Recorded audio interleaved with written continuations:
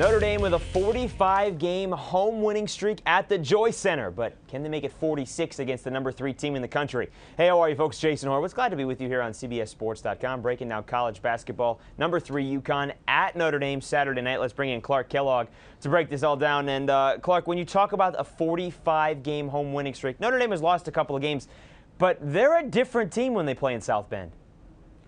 Without question, the home court has been unbelievably good to the Fighting Irish. There's a confidence they play with there. There's an energy that's part of that building, and they've been successful, like you said, 45 straight times. They'll face a tremendous challenge in dealing with the UConn Huskies, though, in part because the Huskies are comfortable playing the pace that Notre Dame likes to play, Jason. I mean, both of these teams are high-scoring teams.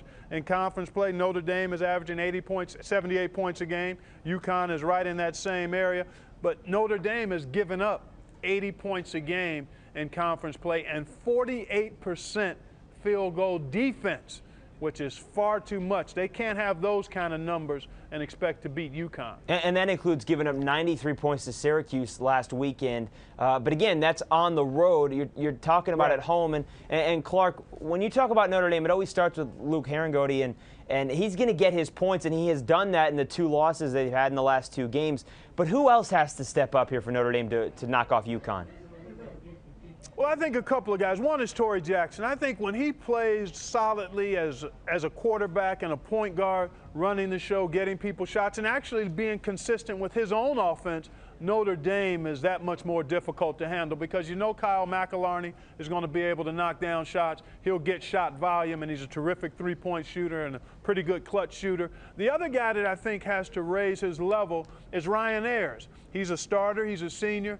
His points have gone down in conference play. He averages 11 points a game overall, and it's down to about 8 points a game in conference play. I think he has to be a double-digit scorer and has to look aggressively for his shot. And then Luke Herringody, he posts big numbers. I mean, he's averaging 28 points a game and 13 rebounds a game in conference play. But he's also taking 23 shots, Jason, and only shooting 45% from the floor in conference play. I think he has to be just a little more judicious, get that shooting percentage up over 50, and maybe pull back those shot attempts to 18, 19, so that he's taking quality shots and still being able to get his numbers with fewer shots. And maybe getting a little bit tired down the stretch of games as well because of all the shots and all the minutes he's playing. But Clark, he's going to have a tough challenge on Saturday night because, you know, Hasheem Thabeet gets most of the publicity, but you talk about a guy that bangs and he'll do it with Luke Herringody. You got to talk about Jeff Adrien as well.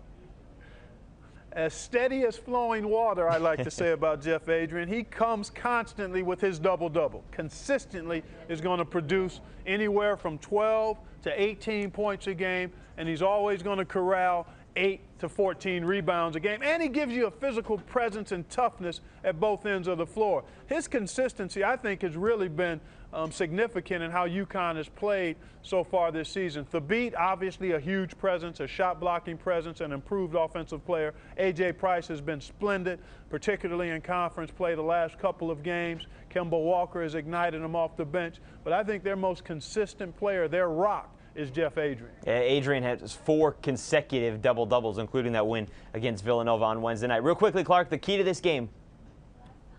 The key to this game is going to be Notre Dame's ability to defend better than they have. If they do that, I like their offensive firepower. All right, we'll see how it all plays out. Clark Kellogg, thank you very much, and we can see UConn, Ohio State, and Michigan State on Sunday. I will be there. Absolutely. For Clark Kellogg, that's more on this game, of course. Be sure to stay with CBSSports.com and check out Clark's articles every week here on the website as well. For more of the games here this weekend on CBS or any other game around the nation, be sure to stay with CBSSports.com. I'm Jason Horowitz. Take care, folks.